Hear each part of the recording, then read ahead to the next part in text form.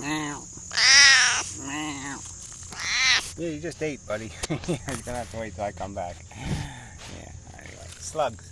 Peppered slug. Zuh. Yeah, they were fucking around. Usually they're supposed to be hanging from a thing and do all this other stuff, but yeah, they were kind of lazy about it. Anyway, it doesn't matter. Fucking thing. Alright, yeah, making a video. Yeah, there's my tagline, apparently. Didn't realize I had one until I thought about it, and I said, yep, I guess I do. Anyway, it's also one of my tag segues.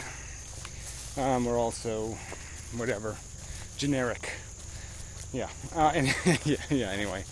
Anyway, okay, on to the video. Alright, so I was thinking about this whole idea of, being able to model accurately the value equation. And yes, this gets incredibly nuanced and difficult because the butterfly effect kind of thing, just the tiniest change creates all kinds of manifestations and, impacts.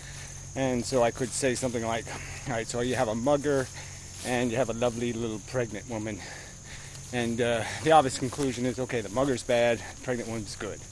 But, you could add it up, you could figure it out. You could say, okay, in his lifetime, the mugger, the worst thing he ever did was, give people black eyes. Give them a punch in the face and steal their money, and it's not that much money, $50, whatever, on average. And so he caused this much suffering, this much bad inconvenience in his life. But the prego, she has a autistic kid who goes through 49 surgeries and dies when he's 18. So it's just a huge amount of suffering. So she's evil. In terms of the fact will be that she's going to compile a huge amount of suffering imposed by her behavior versus the minor amount of suffering for the mugger. So what it seems obvious in first impression might in ultimate consequence be inverse. The opposite might be the truth. And again, so we always have to rely on just probabilities. What's the reasonable expectation? What's the fair expectation? So anyway, but this is the real dilemma we're in. It's not that there isn't value, it's that we can't know it exactly, precisely, explicitly, absolutely. Okay, there is an absolute truth in the end, we just can't know it. So I kind of argue that if we model the game, and we could computer model it, we could give things values and interactions and play it out so we could predict.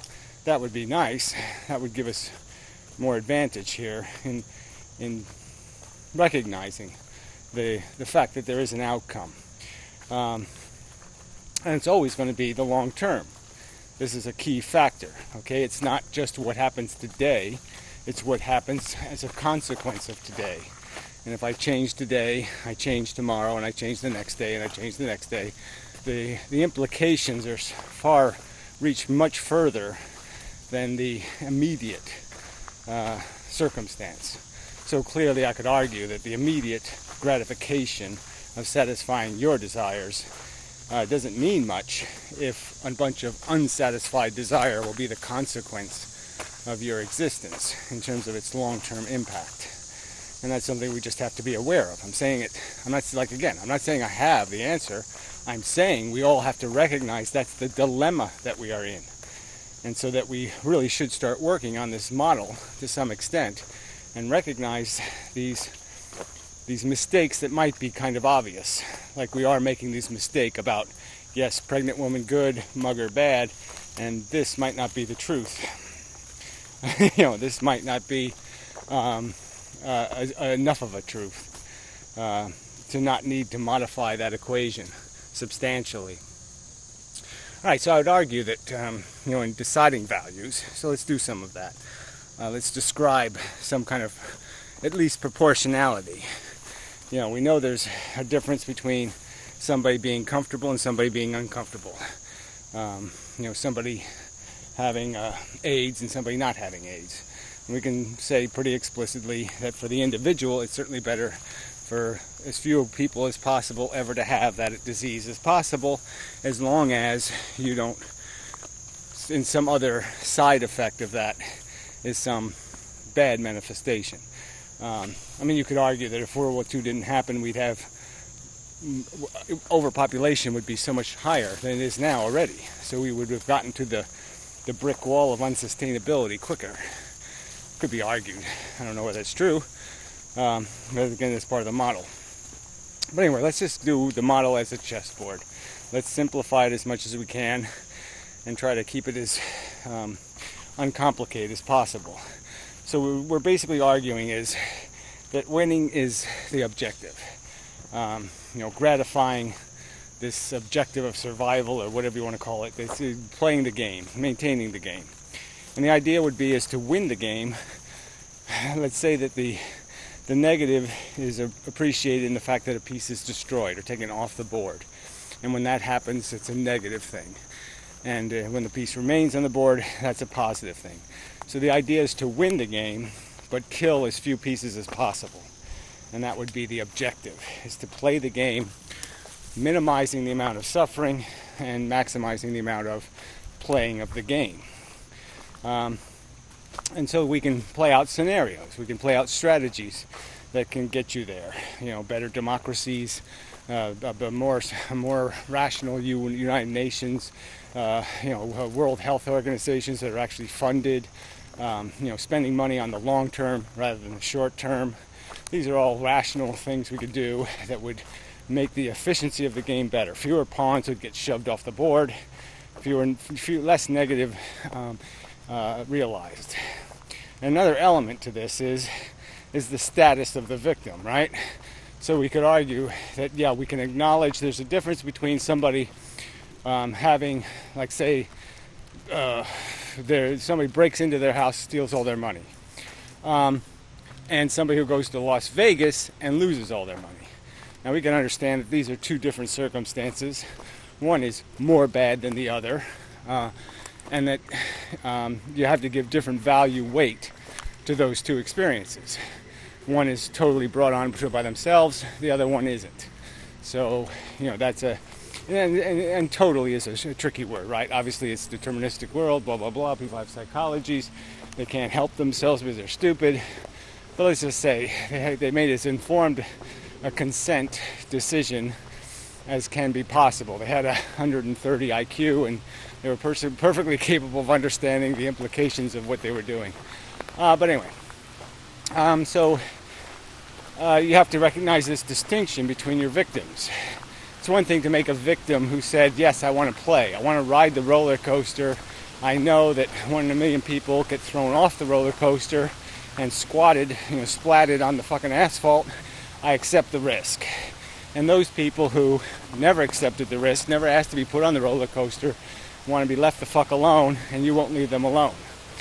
So we'd understand that there's a difference in what it means to be thrown off the board when you never did anything to imply or consent or say yes to or anything in any manner to affirm that you wish to be thrown off the board, that you want anything the game is providing.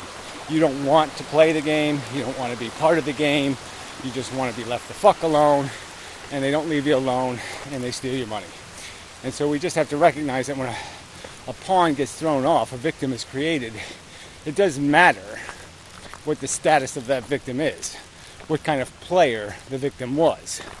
And it's more of a crime, or less of a crime, depending on the degree to which the victim has consented or consigned by their own volition, accepted the straw-pulling adventure game. And so that's another part of this. So not only do you have this just fundamental equation, like minimize the losses, but you have a recognition that it matters what pieces you abuse. It matters what pieces get thrown off the board, because some pieces are less deserving than other pieces. Some pieces have earned getting smited, where other pieces haven't. Earned in the sense that they have gotten on the horse themselves. No one pushed them. No one forced them. And they did it with some knowledge of the implication that they might end up with a broken neck and, be drinking the rest of their meals for life. Anyway, where was I? Yeah, so that's these are all elements of the equation that needs to be discussed. And it's just silly not to say there's no equation. So there are these subjectivists who think there's no difference in outcomes. It wouldn't matter whether every day 700 people got thrown off roller coasters. They'd say that's fine. It doesn't matter. It's just subjective for you to think it's a bad thing. And that rationally I can make no determination that it would be preferable, logical, to minimize those losses. To say, no, let's not throw people off roller coasters because it's inconsistent with their expectations, number one. But that it's inconsistent with their expectations because it hurts like hell and it's no fun to die or be injured in a horrible way. It's not subjective. It's universal in terms of understanding, almost absolutely universal. And it can be stated as meeting some of the criteria of, well, if this isn't true, nothing's true. If you can't get this one right, there's no right. I mean, you might as well just beat your head in with a hammer and concede you have no business existing because you can't understand up, down, right, left, good, bad. I mean, it's too fundamental. But I don't want to get on the subjectivist subject again so much as I want to get on the more important subject, which is the element that needs to be understood, is that, yes, it's this predictability that is the blind spot, that all we can do is know probabilities. We can certainly know how many long straws there are and how many short straws there are. And we can know what is a good risk and a bad risk. And we can know what is a reasonable ethical calculation of likely outcomes and what's an unreasonable expectation of outcomes. So, I mean, if you have this expectation that you could, molest children or something, and there'll be no negative consequence that will outweigh your pleasure, that's an unreasonable expectation. It has no logical foundation. It can't be logically defended. And therefore, it has to be called what it is. Silly, stupid. Insanely silly and stupid? Yes. That's just... we can have a discussion. We can actually say the words that isn't going to work. You can't do that. It makes sense. You can't do that and have a productive existence. You will in fact be somebody who squanders and wastes, suffering, and returns nothing of sufficient value to justify that waste. So again, if I'm going to argue that, when you impose victimhood through maintaining the game, for voting for the game, and the game shanghais people, that the pirate captain that you're supporting, the pirate crew, your pirate clan, will in fact Shanghai people. Just go up down the docks and just grab people and force them into servitude and then probably ultimate death in a horrible manner, then you're voting for that. And you become a villain. You become part of the mechanism that makes that possible. Your blood is on the murder weapon. Your blood, your hands are, their blood is on your hands. You have to account for what you did in your life to justify the imposition of that suffering, that horror, on an individual who you had no right to impose upon. You had no right to interfere with their non-existent destiny or their peaceful destiny. And that's the decision you make every day in your interactions with other people, whether you hurt their feelings or don't hurt their feelings or do this or do that. These are all value exchanges, and you're accountable for them. And you can't keep running from that. And the secret truth is that all these things people think are good, saving lives, wasting preposterous amounts of resources to save some, to give some drunk a new liver or some other bullshit. Every one of these decisions has, a real consequence. If you waste the money on one thing, then the money can't be spent on something else. If you waste money on Halloween costumes for your dog or do some other bullshit, the fact is it's wasted resources, it's wasted labor. You have to be accountable for it. You can't just keep pretending I didn't mean it. It's not my fault. Everybody else is doing it. These are not excuses. You have to demonstrate what you have given back in return. And your little smiley face is nice that you're happy and you're laughing because your dog's in a silly suit. But is that laughter compensation for the child that's going to die of malaria because we wasted the money on dog costumes rather than curing this horrible disease? That's the truth of it. And you keep, again, people, you can keep running, but I'm going to keep saying it. That's our reality. We live in a very, very, very dangerous. It's dangerous to interact with people. It's dangerous to influence. It's dangerous to do anything. It's all got danger written all over it. These are all high-risk equations, not low-risk equations. And you don't want to take it seriously because no one else is taking it seriously, and that's going to be your excuse.